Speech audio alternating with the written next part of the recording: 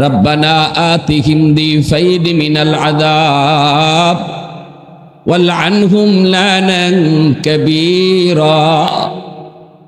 সন্তান বলবে, মালিক আমাকে আজকে তুমি জাহান্নামে যেই পরিমাণ শাস্তি দিবা, আমার মা বাবাকে তুমি ডাবল শাস্তি দাও, ডাবল। কারণ তাদের ভুলের কারণে আজকে আমি জাহান্নামে হয়েছি। আজ আমি তাদের ভুলের কারণে আজকে বেনামাজি বেপথে গেছি। ও মালিক, আমার মারে ডাকো, বাবারে ডাকো। মা বাবার ভুলের কারণে আজকে আমি জাহান্নামে হলাম। আজ আমি তোমারে চিনলাম না, নবীরে চিনলাম না, আমার নবীর আদর্শ শিখলাম না। আল্লাহ, আমারে যেই পরিমাণ শাস্তি জাহান্নামে তুমি দিবা, মা বাবাকে তুমি ডাবল শাস্তি দাও। এই মামলায় হাসরের ময়দানে যুবক বহু বাপ মা আল্লাহর আদালতে আসামি হবে, আল্লাহর আদালতে আসামি হবে। এজন্য আমি বলি না যে স্কুলে পড়ায় না, আমি বলবো না যে কলেজ ভার্সিটিতে পড়ায় না, আমি বলবো স্কুল কলেজে যদি পড়ান, ডাক্তার বানাইতে চান বানান, ইঞ্জিনিয়ার বানাইতে চান বানান। আমরা সবাই যদি মুফতি সাহেব হয়, ডাক্তার হবে কে? কিন্তু যুবক মনে রাখবা, আমার সন্তানের ডাক্তার হওয়া বড় পরিচয় নয়, সবচেয়ে বড় পরিচয় সে মুসলমানের সন্তান। এজন্য সবার আগে তারে মুসলমানই শিখাও, আগে তারে মুসলমানের বাচ্চা বানাও। 5টা বছর যদি নুরানি মাদ্রাসায় পড়ালেখা করাও, সন্তান মুসলমানই শিখব, সন্তান মুসলমানের বাচ্চা হইব। 5 বছর মাদ্রাসায় তারে শিশুকালে পড়াও, এরপরে তারে স্কুলে দিল, সে মুসলমানই ভুলবে না। কলেজে গেল, সে মুসলমানই ভুলবে না। ভার্সিটিতে গেল, আল্লাহর বিরুদ্ধে কথা বলবে না, না না, ইসলামের দুশ্মন হবে না।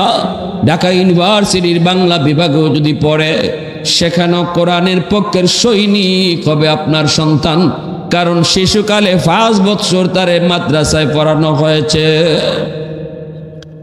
এজন্য আমাদের কথা একটাই, আপনি কলেজে পড়াবেন পড়ান, কিন্তু শিশুকালটা মাদ্রাসায়, শিশুকালটা আমার সন্তানের মাদ্রাসায় পড়াও। আজকে মাদ্রাসার নুরানি বিভাগগুলি অঙ্ক ইংরেজি দিয়ে স্কুলের সমমানের সাজানো হয়েছে, যেন 5 বছর মাদ্রাসায় পড়ার পর আমার সন্তান অনায়াসে হাই স্কুলে ভর্তি হইতে পারে, যেন তার অসুবিধা না হয়। এজন্য মাদ্রাসার সিলেবাসের ভিতরে স্কুলের সমমানের অঙ্ক ইংরেজি ঢুকানো হয়েছে। শুধু আপনাদের কথা খেয়াল করে, শুধু আপনাদের কথা খেয়াল করে, যারা doctor, engineer, professor, pilot, barrister, জজ সন্তানরে বানাইতে চান, শুধু আপনাদের দিকে খেয়াল করে উলামায়ে কেরাম শিশুকালে মাদ্রাসার নুরানি বিভাগে স্কুলের অঙ্ক ইংরেজি ঢুকানো হয়েছে, যেন সহজেই সে আবার হাই স্কুলে ভর্তি হতে পারে। এজন্য বলবো আপনাদের কাছে, আমাদের একটাই দাবি, একটাই দাবি, সন্তানকে হাফেজ আলেম বানাবেন না, অসুবিধা নাই, কিন্তু তার মুসলমানের বাচ্চা তো বানাইতে হবে। মুফতি সাহেব বানাইবেন না, অসুবিধা নাই, মাওলানা বানাইবেন না, অসুবিধা নাই, আমরা জোর করব না। এখানে আপনি আল্লাহর কাছে দরাও না, আল্লাহ এর জন্য আপনারে জিগাইতেও না। ছেলেরে মুফতি বানাইলায় না কেন, ছেলেরে আলিম বানাইলায় না কেন? সন্তান মা বাবার কাছে আল্লাহর পক্ষ থেকে রাখা আমানত। অতএব এই সন্তান আমি আপনি কিভাবে লালন পালন করব, সন্তানরে কি পড়ালেখা করাইমু, সন্তানরে কি শিখাইমু, কোন জায়গায় পড়াইমু, কোন পড়া পড়াইমু, এটা আল্লাহর মর্জি মতো করতে হবে। কারণ সন্তানের মালিক আল্লাহ, আর বাপ মার দখলে। এজন্যই যে জিনিস দখলে আছে কিন্তু মালিক আমি না, এটাই আমানত। যার কারণে সন্তান বাপ মার কাছে আল্লাহর পক্ষ থেকে রাখা আমানত, আর আমানতের বস্তু মালিকের মর্জি মতো ব্যয় করতে হয়। এই বাবা, এদিকে কোনো নড়াচড়া নেই, খুব কম সময় আমি কথা কইব, কেউ লড়বায় না, একবারে সংক্ষিপ্ত সময় কথা কইব, একটু মন দিয়ে শুনেন। আল্লাহর পক্ষ থেকে রাখা বহুত বড় আমানত সন্তান। এজন্য আল্লাহ জেবায় সাইন, ইবার সন্তান রে বড় করতে হইব। সন্তানের পড়ালেখা এই ব্যাপারেও মা বাবার সিদ্ধান্ত চলবে না, আল্লাহর সিদ্ধান্ত চলবে। তাহলে আমানতদারি রক্ষা হবে। আর যদি আমি আমার মর্জি চালাই, আল্লাহর মর্জির পরোয়া না করি, আমানতে খেয়ানত হবে। কিয়ামতের ময়দানে বহু মা বহু বাবাকে সন্তান আল্লাহর আদালতে খেয়ানতকারী হিসাবে কাঠগড়ায় দাঁড় করাইয়া দিবে। সন্তানে বাপমার বিরুদ্ধে মামলা দিবে, কইব আল্লাহ আমার বাপমায় আমারে যা শিকাইবার ছিল এটা শিকাইছুন না, আমারে যেখানে পড়াইবার কথা আছিল, যে জায়গায় পড়লে তোমারে চিনতাম, যেখানে পড়লে আমি কোরআন জানতাম, যেখানে পড়লে আমি মানুষের মতো মানুষ হইতাম, যেখানে পড়লে পরে আখেরাত বুঝতাম, যেখানে পড়লে পরে নামাজ শিখতাম, এখানে আমারে তারা পড়াইছুন না।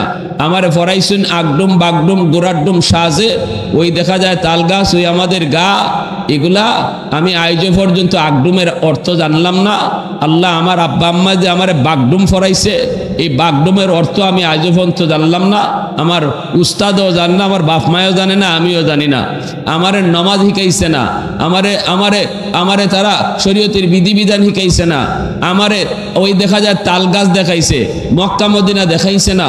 যদি আমারে তারা ওই জায়গায় পড়ালেখা করাইতো, যেখানে পড়লে নামাজ শিখন যায়, যেখানে পড়লে কোরআন শিখন যায়, যেখানে পড়লে হালাল হারাম বোঝা যায়, যেখানে পড়লে আখেরাত চিনা যায়, তাহলে আজকে আমি জাহান্নামী হইতাম না, আজকে আমি বেনামাজি হইতাম না, আজ আমি হারামখোর হইতাম না।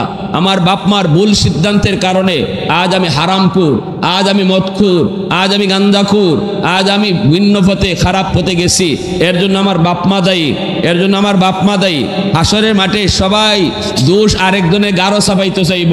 সন্তানে বাপমার গাঢ়, বাপমার সন্তানের গাঢ়, বউয়ে জামাইয়ের গাঢ়, জামাইয়ে বউর গাঢ়, এভাবে কেউ কারো আপন থাকবে না। দুনিয়াতে সবাই যার যার আপন, হাসরের মাঠে আপন বলতে কিছু নাই।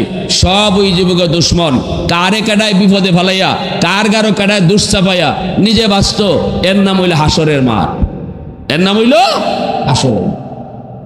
তখন আল্লাহর আদালতে এই মা বাবা সন্তানের মামলা আসামি হইব, সন্তানের মামলা। রব্বানা আতিহিম দিফাইন মিনাল আযাব ওয়ালআনহুম লানান কাবীরা। সন্তান বলবে, মালিক আমাকে আজকে তুমি জাহান্নামে যেই পরিমাণ শাস্তি দিবা, আমার মা বাবাকে তুমি ডাবল শাস্তি দাও, ডাবল। কারণ তাদের ভুলের কারণে আজকে আমি জাহান্নামে হয়েছি। আজ আমি তাদের ভুলের কারণে আজকে বেনামাজি বেপথে গেছি। ও মালিক আমার মারে ডাকো, বাবারে ডাকো। মা বাবার ভুলের কারণে আজকে আমি জাহান্নামে হলাম। আজ আমি তোমারে চিনলাম না, নবীরে চিনলাম না, আমার নবীর আদর্শ শিখলাম না। আল্লাহ আমারে যেই পরিমাণ শাস্তি জাহান্নামে তুমি দিবা, মা বাবাকে তুমি ডাবল শাস্তি দাও। এই মামলায় হাসরের ময়দানে যুবক বহু বাপ মা আল্লাহর আদালতে আসামি হবে, আল্লাহর আদালতে আসামি হবে। এজন্য আমি বলি না যে স্কুলে পড়ায় না, আমি বলবো না কলেজ ভার্সিটিতে পড়ায় না, আমি বলবো স্কুল কলেজে যদি পড়ান পড়ান, ডাক্তার বানাইতে চান বানান, ইঞ্জিনিয়ার বানাইতে চান বানান। আমরা সবাই যদি মুফতি সাহেব হয়, ডাক্তার হবে কে? কিন্তু যুবক মনে রাখবা, আমার সন্তানের ডাক্তার হওয়া বড় পরিচয় নয়, সবচেয়ে বড় পরিচয় সে মুসলমানের সন্তান। এজন্য সবার আগে তারে মুসলমানই শিখাও, আগে তারে মুসলমানের বাচ্চা বানাও। 5টা বছর যদি নুরানি মাদ্রাসায় পড়ালেখা করাও, সন্তান মুসলমানই শিখব, সন্তান মুসলমানের বাচ্চা হইব। 5 বছর মাদ্রাসায় তারে শিশুকালে পড়াও, এরপরে তারে স্কুলে দিল, সে মুসলমানই ভুলবে না। কলেজে গেল, সে মুসলমানই ভুলবে না।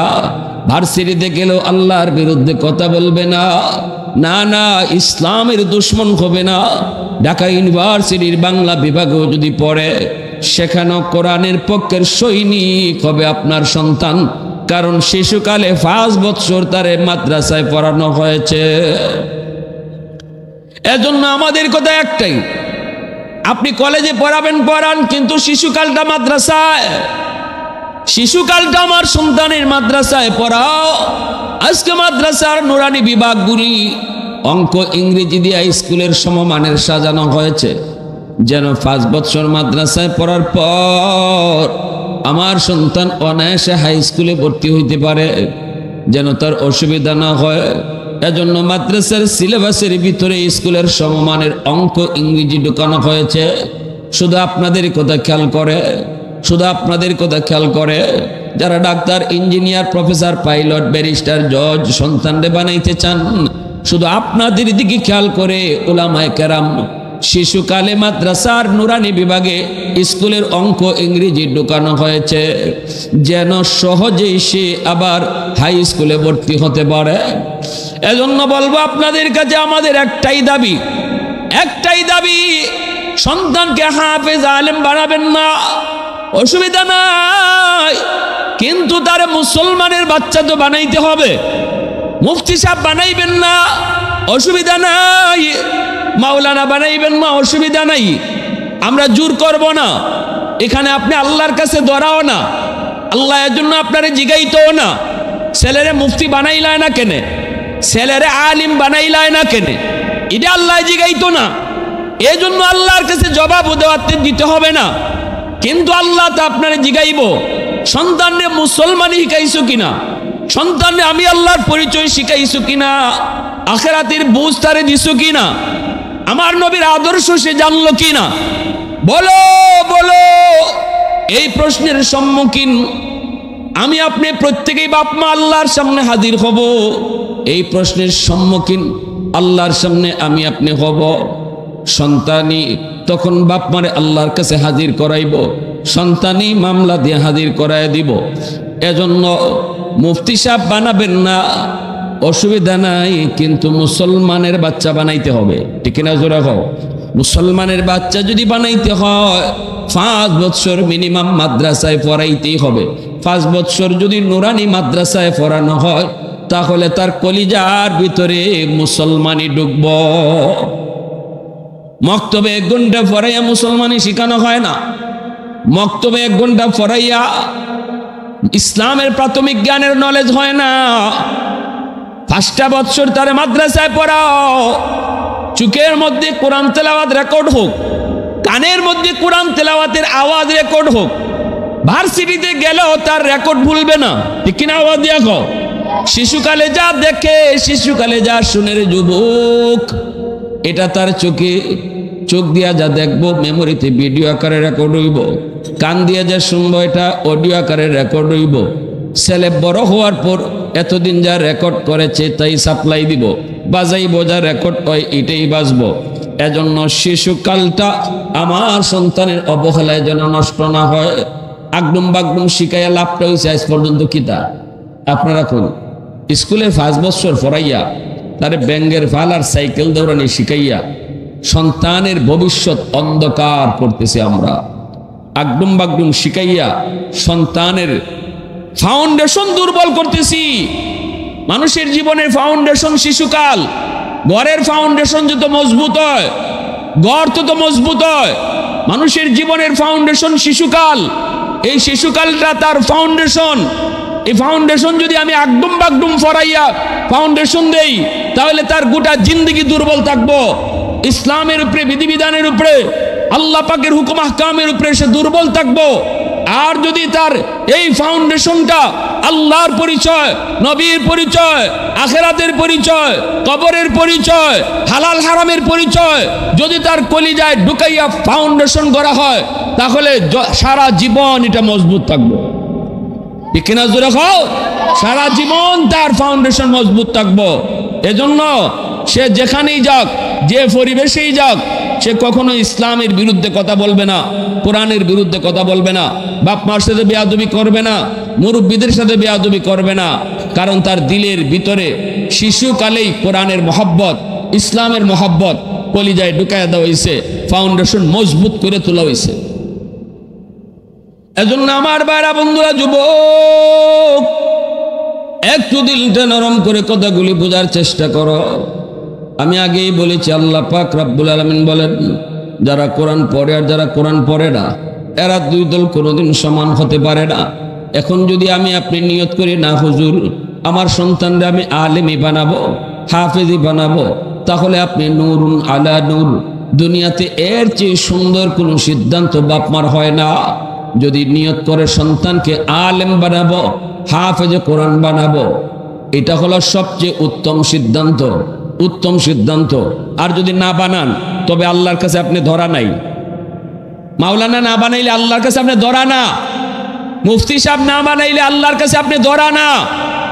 কিন্তু মুসলমানি না শিকাইলে ধরা, মুসলমানি না শিকাইলে সন্তানেই ধরা খাওয়াইব, সন্তানে কলিজার টুকরা সন্তানে ধরা খাওয়াইব বাপ মারে।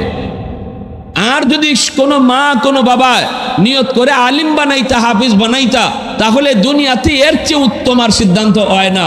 কারণ আল্লাহ নিজে কইছেন, যারা মাদ্রাসাত পড়ে আর যারা স্কুলে পড়ে, এই দুই শ্রেণী আমি আল্লাহর কাছে কোনো দিন সমান না, আল্লাহর কাছে কোনো দিন সমান না।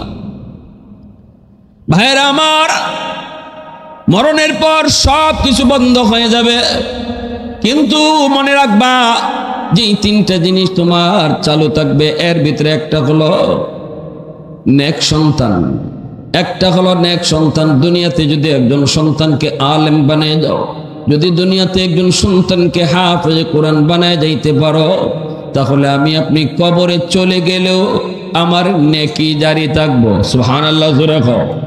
আমি আপনি কবরে চলে গেল, বাপ মা কবরে চলে গেল, নেকি জারি থাকবো। এই ছেলে হাফেজ হইব, সে আরো হাফেজ বানাইব, তার ছাত্র আরো হাফেজ বানাইব। আমি বাবা কবরে শুয়ে শুয়ে আমার সন্তানের যত নেক, যত আমল, সমস্ত নেকির অংশ কবরে শুয়ে শুয়ে পাইব। আল্লাহু আকবার জোরে কও।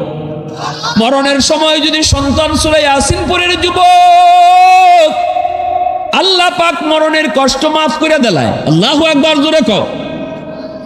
কবরের পাশে যায় যদি সূরা ইয়াসিন সন্তান তেলাওয়াত করে, আল্লাহ পাক কবরের আযাব মাফ করে দেয়। ছোট্ট বাচ্চা বাবার কবরের পাশে যায় আল্লাহর কালাম তেলাওয়াত শুরু করে দিয়েছে। বাবা সন্তানকে মাদ্রাসায় ভর্তি করে, বাবা মারা যাওয়ার পর বাবার লাশ কবরে। এবার অবুঝ বাচ্চাটা আল্লাহর কালাম পড়ে, বাবার কবরের পাশে যায় চোখের পানি জড়ায় জড়ায় কান্দে আর কই, বাবা তুমি তো ভর্তি করেছিলে, কিন্তু তোমার সন্তান আজকে হাফেজ হইছে, তোমার সন্তান আজকে মাথায় পাগড়ি নিয়েছে। বাবা আজকে তুমি দুনিয়া থাকলে সন্তানের মাথায় পাগড়ি দেখলে তুমি দুনিয়ার সবচেয়ে সুখী হইতে, দুনিয়াতে তুমি সবচেয়ে সুখী বাবা ছিলে, কিন্তু আমার মাথায় পাগড়ি বাবা তুমি দেখো নাই। এই কথা কইয়া সন্তান বাবার কবরের পাশে যখন চোখের পানি জড়ায় কান্দে আর আল্লাহর কালাম তেলাওয়াত করে, তখন কবরের মধ্যে বাবার আযাব হইতেছিল। আল্লাহ পাক কয়, এই আযাবের ফেরেশতারা আযাব বন্ধ কর, কবরের উপরে তাকায় দেখ তার বাচ্চাটা আমি মাওলার কালাম তেলাওয়াত করতেছে। এ গজবের ফেরেশতা, আযাবের ফেরেশতা, আযাব তোমরা বন্ধ করো, কবরের উপরে তাকাও, তার বাচ্চারে আমি আল্লাহর রহমান রহিম কয়া ডাকতেছে। আমি দয়ালু মালিক, আমি দয়ালু মাওলা। যেই বাচ্চা আমি আল্লাহরে কই আমি দয়ালু মালিক, তার বাপরে আমি কেমনে মারি? আমারে যদি কই দয়ার সাগর, আমি তার বাবারে কেমনে আযাব দেই? আযাব বন্ধ করো। আল্লাহু আকবার জোরে কও।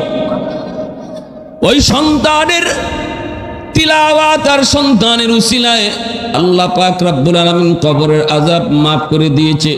মায়ার নবী দয়ার নবী তার হাদিসের মধ্যে বলছেন, এজন্য যুবক মনে রাখো, ছোট্ট একটা বাচ্চা মাদ্রাসায় পড়ে আল্লাহর কালাম পড়ে, আল্লাহর কাছে অত দামি। এই বাচ্চাটাও যদি কবরে পাশ দিয়ে হাইটা যায়, তার খাতিরে আল্লাহ 40 দিনের জন্য কবরের আযাব বন্ধ করে দেয়। এত দামি, এত দামি। আল্লাহ নবী রহমতের নবী কয়, মাদ্রাসার এই ছোট বাচ্চাটা যে মালিকের কালাম সিনায় নেওয়ার জন্য হাইটা হাইটা যায়, তার পায়ের নিচে বালুর কণা, বালুর কণাগুলো আল্লাহর কাছে দোয়া করে। তার মাথার উপরে গাছের পাতা, গাছের পাতাগুলো আল্লাহর কাছে দোয়া করে। গর্তের পিপিলিকা দোয়া করে। পানির নিচের মাছ তার জন্য দোয়া করে। ইন্নাল আলিমা ইয়াস্তাগফিরু লাহু মান ফিল আরদ ওয়া মান ফিস সামা হাত্তাল হিতানু ফি জাওফিল মা। একটু আওয়াজ দেখো, আল্লাহু আকবার। মুসলমানের আওয়াজে আল্লাহু আকবার। वहदत की हिफाजत नहीं बेक़ुव्वत बाजू, वहदत की हिफाजत नहीं बेक़ुव्वत बाजू, आती नहीं कुछ कमी हक़ खुदा दा, आती नहीं कुछ कमी हक़ खुदा दा। ऐ मर्द खुदा तुझको क़ुव्वत नहीं हासिल, जा बैठ किसी गार में अल्लाह का करिया, जा बैठ किसी गार में अल्लाह का करिया। ये सच है कि बातिल की तरफदार नहीं हम, गद्दार न समझो हमें गद्दार नहीं हम, गद्दार न समझो हमें गद्दार नहीं हम। फूलों की तरह नरम मिजाज अपना है नज़र, हम तीरी नहीं नेज़ा व तलवार नहीं हम तीरी नहीं नेज़ा व तलवार नहीं हम। मुसलमानेर आवाज को अल्लाहु अकबर, आरो जोरे अल्लाहु अकबर।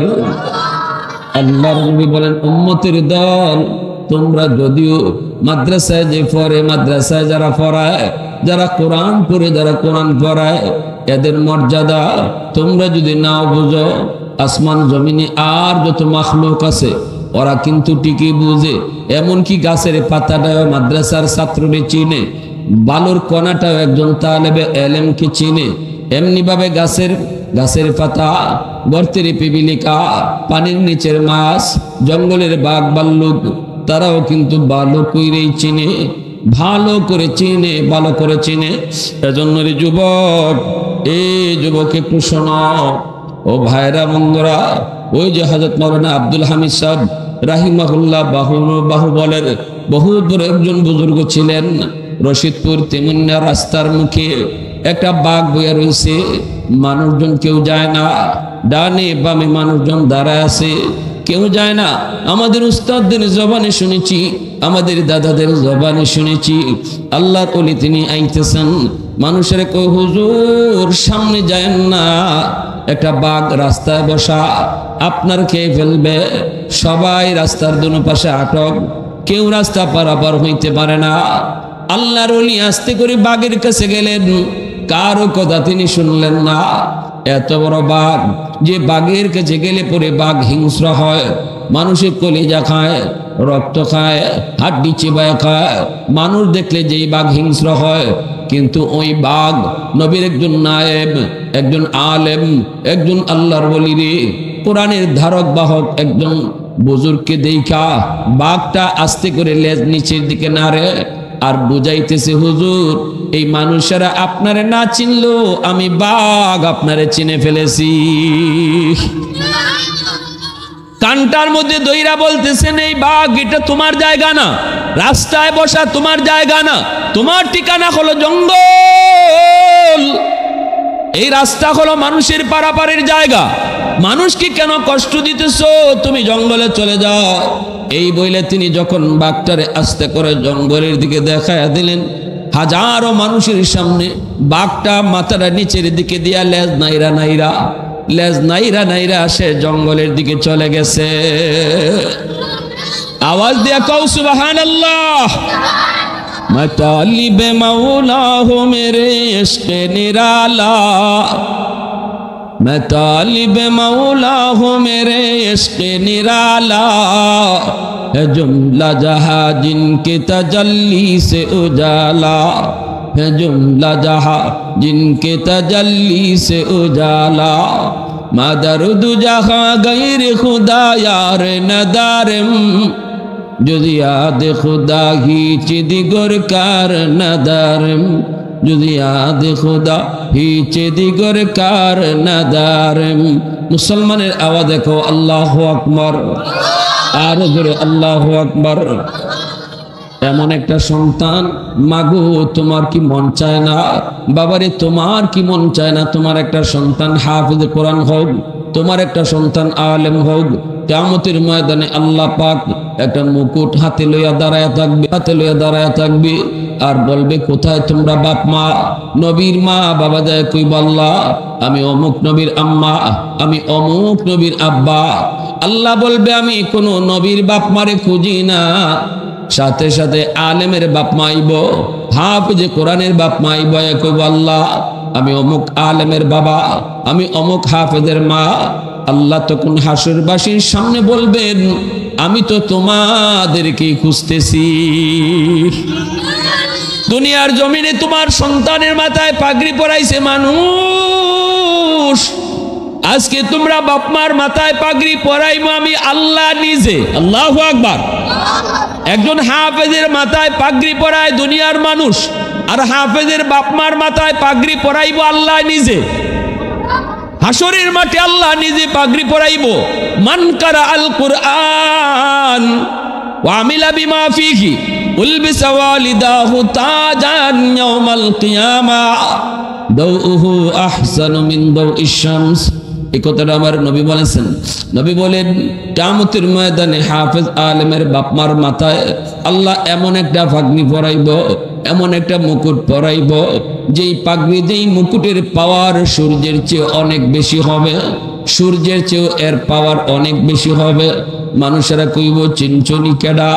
আরেকজনে কইব, আমাদের অমুক এলাকার হাফেজ সাহেবের আব্বা, আমাদের এলাকার মাওলানা সাহেবের আম্মা, মুফতি সাহেবের আব্বা। এইভাবে আল্লাহ পাক রব্বুল আলামিন একজন হাফেজ আলেম তাদের বাপ মারে আল্লাহ পাক সম্মানিত করব। সুবহানাল্লাহ। জোরে হোক। দুনিয়ার জমিনে মানুষজন কত মা কত বাবা সন্তান লইয়া গেছে স্কুলের দিকে, 10 জন না 100-র মধ্যে 90 জনই গেছে স্কুল কলেজের দিকে। আর তোমরা মা বাবা আমি আল্লাহরে খুশি করার জন্য সন্তান লইয়া আইছো মাদ্রাসার দিকে। এটা আমার কাছে অত ভালো লাগছে, আমি তখনই সিদ্ধান্ত নিছি যে হাসরের মাঠে তোমরা বাপমার মাথায় আমি আল্লাহ নিজের হাতে মুকুট পরাইয়া দিব। সুবহানাল্লাহ। মাদ্রাসায় বললে খাইব কেমনে, চলবো কেমনে, কত কথা। এই সমস্ত কথায় তুমি কান দাও নাই। তুমি বলছো রিজিক আল্লাহর হাতে, ঠিক না? রিজিক কার হাতে? মানুষ আইবার আগে আল্লাহ রিজিক পাঠাইছে দুনিয়া। আর স্কুল কলেজে পড়লেই যে একবারে টেকার পার করে লইব, স্কুল কলেজে পড়লেই যে একবারে বড় অফিসার হয়ে যাইব, এরও তো কোনো গ্যারান্টি নাই। আইএ পাস বিএ পাস কইরা বাবার মার লাখ লাখ টাকা খরচ করে কইরা বছরে বছরে পরীক্ষার ফি আর স্কুল কলেজের ফি দিতে দিতে জায়গা জমি বেচা, এরপরে সার্টিফিকেট লইয়া লইয়া খালি গুরন, চাকরি নাই। মাথুর না খালি সার্টিফিকেট লইয়া লইয়া খালি ঘোরাঘুরি, চাকরি নাই। ঢাকা শহরে এমন বহু আইএ পাস বিএ পাস এমন বহু ছেলে পেলে রিক্সা চালায়, পরিচয় দেয় না যে আইএ পাস সে যে বিএ পাস। বাবার সব রেখা শেষ, সম্পদ বিচ্ছা যেই মা যেই বাবা অনেক বড় স্বপ্ন নিয়ে সন্তানকে পড়াইছিল, সেই সন্তান আজকে সার্টিফিকেট পানিতে দইয়া খায়, কিন্তু না কোনো চাকরি নাই। এখানে কথা কে? সার্টিফিকেট আছে কিন্তু চাকরি নাই। অতএব বোঝা গেল রিজিক মানুষের হাতে না, রিজিক কার হাতে? আওয়াজ আসতে গেল লাগে। রিজিক কার হাতে? আল্লাহর হাতে। আল্লাহর হাতে রিজিক, আল্লাহর হাতে। আল্লাহ পাক কারে কিভাবে খাওয়াইতেছে এটা কেউর মাথায় ধরতো না। মসজিদের ইমাম সাহেব কেমনে 5,000 টাকা বেতন পাইয়া চলতেছে অত সুন্দর, এটা আমি আপনি চিন্তা করে ক্যালকুলেশন দিয়ে বের করা সম্ভব না। এটা একমাত্র কেডায় জানুন? আল্লাহ জানুন কেমনে আল্লাহ চালাইতেছে।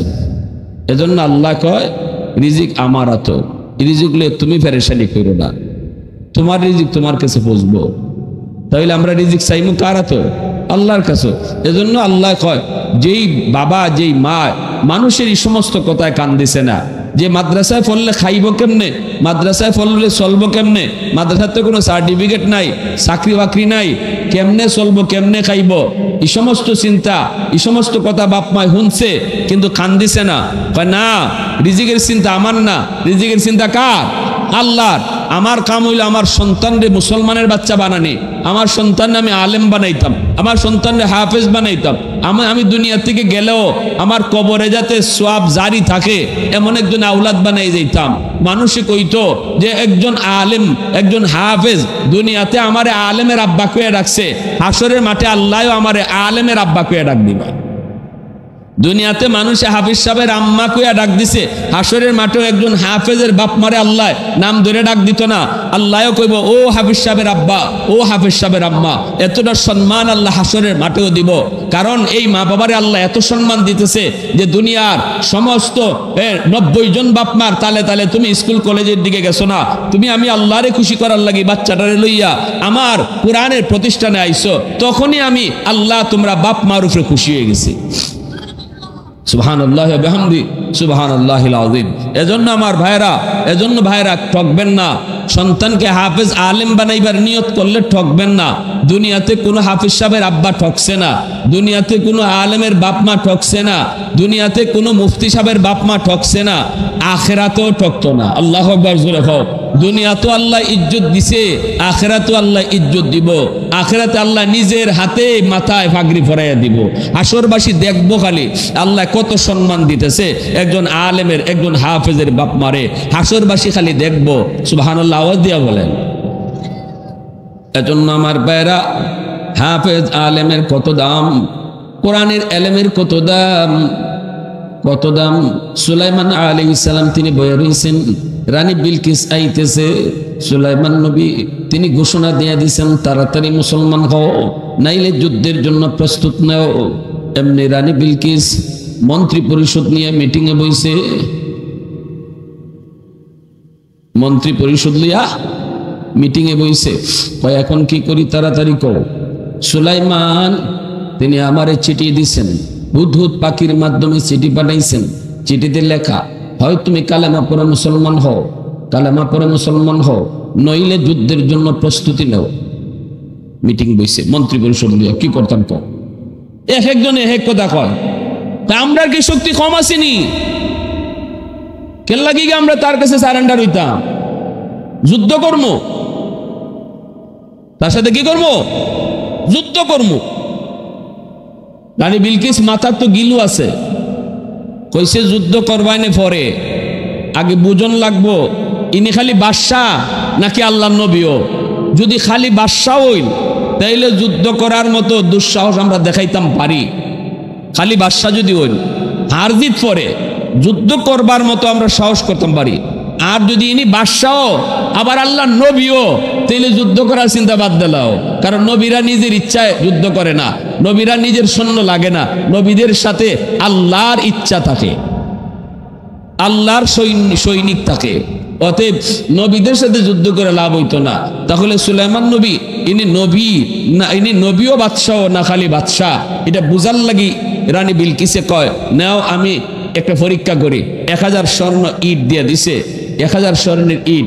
মন্ত্রীরা কয় তুই যখন অত বেশি ভালাইছ, যা তুই লইয়া যা, আর একটা পাথর লইয়া যা। পাথরের ভিতরে একটা আঁকা বাঁকা রাস্তা, এই আঁকা পাথরের ভিতরে চিকন একটা সরু রাস্তা, তুই যাইয়া 1000 ইট দিবে স্বর্ণের ইট। ইটটা যদি উনি গ্রহণ করে তাহলে বোঝা গেল লোভ আছে, কি তা গেল লোভ আছে। অতএব আমরা আগাইতাম পারি। আর যদি তাই নবী হইন তাইলে ই তার স্মরণের প্রতি বিন্দু পরিমাণ লোভ থাকতো না। এরপরে পাত্রটা দিয়ে কইবে এই পাত্রের ভিতরে এই সুতাটা ঢুকাইয়া দিতা। যদি মানুষ তাই যদি খালি বাদশা হইন সম্ভব না সুতা ঢুকানি, আর যদি তেন আল্লাহ নবী হইন তাইলে সুতা ঢুকানি সম্ভব। এইবার কইছে যা 1000 ইট লই আইতেছে স্মরণের ইট, আর এই পাত্রটা লই আইতেছে। এইদিকে ওই যে হুদহুদ পাখি আইয়া কইলিছে নবী গো, রানী বিলকিসে আপনারে ঘুষ পাঠাইছে, ঘুষ ঘুষ আপনারে পরীক্ষা করতো, আপনি কি তা খালি বাদশাহ নাকি নবীও। কেমনে কয় 1000 ইট স্মরণের ইট। সুলাইমান আলাইহিস সালাম কয় আমার রাজমহল থেকে কয়েক কিলোমিটার রাস্তা তোমরা স্বর্ণের রাস্তা বানাই দিলাম। জিন্নাতরে কইছেন রাস্তা বানাও স্বর্ণের, আর দোনোদিকে গরু ছাগল বান্ধা রাখো, যেন এই স্বর্ণের উপরে গরু ছাগলের লেদা আছে না। আর মাঝখানে কিছু 1000 স্বর্ণ ইটের 1000 ইটের জায়গা খালি রেখো, মাঝখানে রাস্তা 1000 ইট খালি রেখো। মন্ত্রী আইছে, আইয়ে দূর থেকে দেখা কয়ারি, বাপরে বাপ কই যেতেছি, এটা কি তারি, এটা কি স্বর্ণ স্বর্ণ লাগে, রাস্তা স্বর্ণের না এটা, নাকি এটা কি করে বাজারে যে বেছে স্বর্ণের মতো, সিটি গোল্ড স্বর্ণ না সিটি গোল্ড, এটা দেখ, এটা রাস্তা, এটা এত বড় রাস্তা, এটা স্বর্ণ না সিটি গোল্ড দেখ। তখন পাত্র দিয়ে গসা দিয়ে দেখবে 100% 24 ক্যারেটের সোনা, বুঝেননি? এবারে 1 নম্বরটা। মন্ত্রী মনে মনে কয়, কারে কিতা ঘুষ লইয়া যাই, যে বেটারে 1000 স্বর্ণের ইট ঘুষ দিতাম সে তো রাস্তা বানায়া রাখছে স্বর্ণ দিয়া, গেলে ইজ্জত তো থাকতোই না, বরং বাইন্দাও রাখতে পারে। একটু আগ্রহে দেখে কিছু জায়গা গ্যাপ, এখানে স্বর্ণের ইট নাই, হিসাব করে মিলায় দেখে 1000 স্বর্ণের ইটের জায়গা গ্যাপ।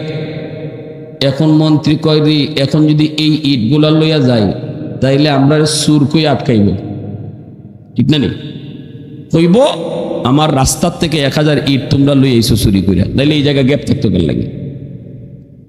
মন্ত্রী এর সাথে যে কটা আসিল, সুরের অপরাধ থেকে যদি বাস্তায় চাও তাড়াতাড়ি যে ইট লাইন আনছো, ইট লাইন এখানে বিছাই তুই যাও,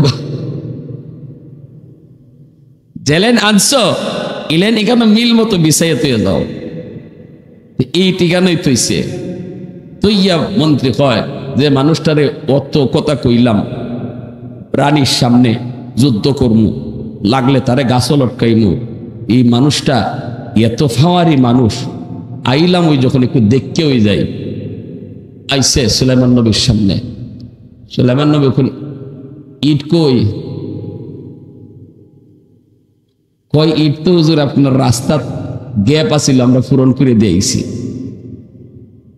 সুলাইমান নবী কই পাথর কই, এখন হে মনে মনে কয় আমরা আইবার আগে সব কথা তাইনের কাছে আইছে,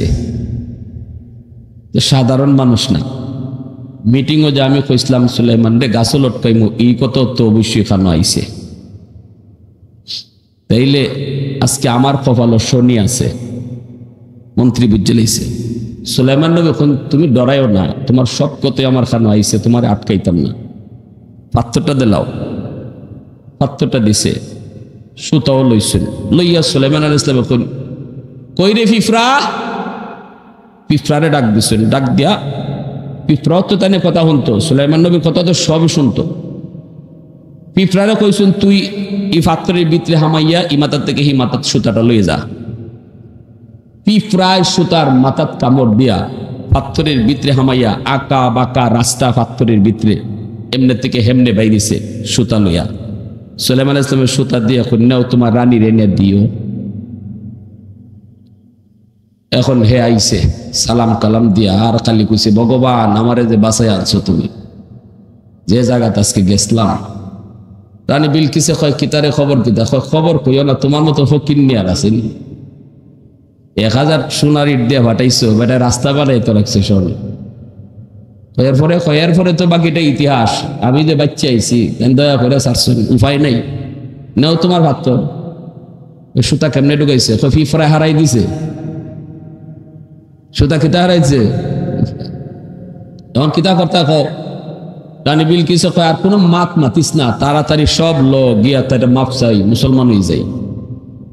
আইতাছে সুলাইমান আলাইহিস সালাম কোন রানী বিলকিস তো আইতাছে, হুদহুদে কইল এখন সিংহাসন তো আমার একটা, এত বড় একটা রানী আইতেছে, তার তো সম্মান দেওয়া দরকার, তে আমার আরেকটা সিংহাসন লাগে, তারে বইবার লাগে। তো হুদহুদ তুমি না বলছিলা রানী বিলকিসের একটা নামি দামি সিংহাসন আছে? বলে জি হুজুর, আমি নিজে দেখতে আইছি। কই রাখছে? কয়টা 7টা গেইটের ভিতরে বড় বড় তালা মেরে রাখছে। এই সিংহাসনে যাইতে হইলে খবর আছে অনেক ভিতরে সুলাইমান আলাইহিস সালামের কোন সিংহাসনটা আমার লাগবো, তাও লাগবো রানী বিলকিস আইবার আগে আগে। হেরা তো বাইরে গেছি গিয়া, আইতাছে রাস্তা। সুলাইমান আলাইহিস সালামের কোন আইবার আগে এই সিংহাসন লাগবো, কারণ ইডের মাঝেই তাইনতে বইতাম, তাইনেরটা তাইনতে বইতাম। তাই তো তুই আইসুনি কেন ভিতরে হারাইয়া তালা তোলা মাইরা? কেডায় পারবা ক? ইফরিত নামে এক জিনে কয়, নবী গো আপনি আমার আদেশ দেন, আপনি আদেশ দেন, আইবার আগে আগেই আমি সিংহাসন আপনার সামনে আর নিব। সুলাইমান আলাইহিস সালাম এখন আরো তাড়াতাড়ি লাগবো, কেডায় পারবা ক? তখন উনার মজলিসের ভিতরে একজন আলেম, আল্লাহ কোরআনে কথা বলছেন সূরা নমলের মধ্যে, একজন আলেমকে আল্লাহ কি পরিমাণ পাওয়ার দিছে, কি পরিমাণ আল্লাহ পাক শক্তি দিছে। এটা কোরআনের শক্তি, এটা ইলমে ওহীর শক্তি। ইনি কয় আমারে আপনি সুযোগ দিবেন, অল্প সময়ের ভিতরে হাজির করব। সুলাইমান নবী কোন কতটুকু সময় লাগবে এটা কও? কয় আপনি চোখ মুছবেন আর চোখ খুলবেন, সাথে সাথে হাজির। সুলাইমান আলাইহিস সালাম এখন তে করো, তুমি করো। আগে কইছিল জিনে আনবো আইবার আগে আগে, আর একজন মানুষ কিন্তু আলেম, আল্লাহর ওলি, কোরআনের জ্ঞানে জ্ঞানী, ইনি কয় চোখ খুল লাগাইবা আর খুলবা, এর ভিতরে হাজির করে নেব। ঠিক আছে তুমি করো। মাটির নিচ দিয়া সিংহাসন লই আইছে, মাটির নিচ দিয়া চোখ খালি খুললেই দেখুন সিংহাসন হাজির। সুলাইমান আলাইহিস সালাম এটা এখানে রাখো, এখানে রাখছেন, রাখে এটা কিছুটা একটু বদলাও, একটু একরিটা একটু না, একটু একটু ইবা হিবা একটু নকশা একটু বদলাও, বেশি না, হালকা হালকা। রানী বিলকিস যখন আইছে, আইসে পরে সুলাইমান আলাইহিস সালামের সামনে আইসে, আইয়া মুসলমান হইছে, কালেমা পড়ছে, কথা কইতেছে, বালাবুরা কয় আর খালি সিংহাসনে ভাষা খালি কয় ইডে গীতা, ইডেই গানো গীতা। আমার এই কথা কইবারও তো সাহস নাই, ঠিক না? আমি তুই আইলাম আমার বাড়ি, আমি তুই আইলাম 7টা গেটের ভিতরে তালা দিয়া, এখন এটা আমার কইলে নি আবার মাইর খায়। আমারটার মতো তো হইতেও পারে, আরেকটা হইতে পারে না নি? আমারটার মতো তো আরেকজন হইতে পারে। সুলাইমান আলাইহিস সালাম টের পাইতেছেন, তাই যে খালি সিংহাসনে বসায়। সুলাইমান নবী কইন সিংহাসনটা এটা কি তোমার? তাই যে গেলেছেন এটা কি তোমার? এখন তো চমকে উঠছে।